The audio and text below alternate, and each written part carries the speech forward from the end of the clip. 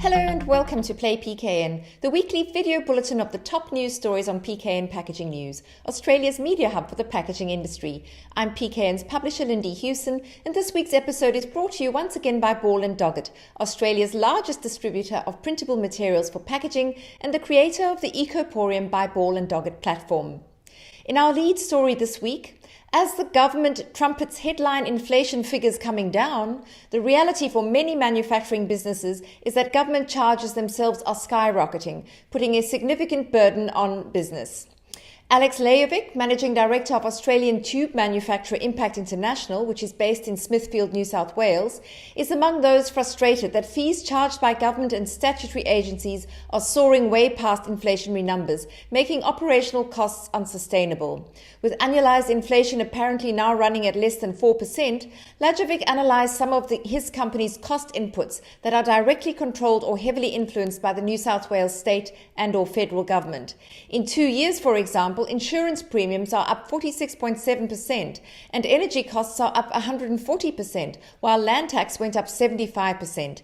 PKN has reached out to other manufacturers for their input, which we have included in the article on the PKN website, so be sure to take a look at that. Next up, supermarket retailer Woolworths Victorian stores will reduce the amount of food waste sent to landfill through the use of Veolia's new depackaging facility in Dandenong South. Woolworths is already well advanced on its recycling and reuse journey for food, but expired packaged food that wasn't suitable for charities has remained a challenge. Now this has changed. Veolia's facility, which has the capacity to process up to 15,000 tonnes of packaged food every year, automatically strips the packaging from the expired food and separates it, enabling Woolworths to process the food and turn it into high-quality compost while giving the packaging a new life as a recycled resource. Then environment group Boomerang Alliance has called for quick action on solving the nation's packaging waste crisis, especially for soft plastics, during the start of a series of meetings with MPs in Canberra. The Boomerang Alliance is supporting the mandatory EPR, that's product stewardship model, in the government's options paper that's currently out for industry feedback by the 28th of October. And this model requires all packaging producers to be legally responsible for the packaging they place into the market and must include mandatory targets on reduction, reuse, recycling and recycled content of all packaging. Then Australian wine brand Tread Softly has introduced a 15% lighter wine bottle and is also celebrating 2 million trees planted over the last 5 years as part of an ongoing partnership with Carbon Neutral.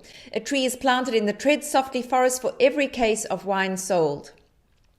Then Absolut is launching a limited edition bottle in collaboration with the Andy Warhol Foundation for the Visual Arts, inspired by rediscovery of Warhol's Absolut Blue painting, which will be available, not the painting, the bottles, available in stores nationwide from the 21st of October. This bottle has a visually artistic and layered aesthetic due to the multi-layered screen-printed design. It combines both internal and external design components, bringing Warhol's rediscovered Absolut Blue painting from 1985 to life by the magnification of the image through the Absolut vodka. Gualapack's tethered cap solution is now available for CheerPack spouted pouches in Oceania, designed to comply with the EU's single-use plastic directive, although tethered caps are not yet mandatory in Australia. The tethered cap is available in polypropylene and polyethylene and works with hot fill, cold fill and retort applications. Local agent for those systems here is Metal Print.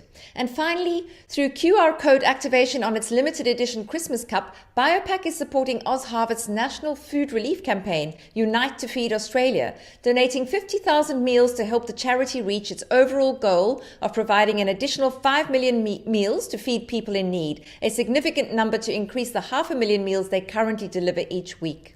Well, on that note, that's all from me for this week. For more details on today's headline stories, you know where to go. Head over to packagingnews.com.au. And thank you, as ever, for watching.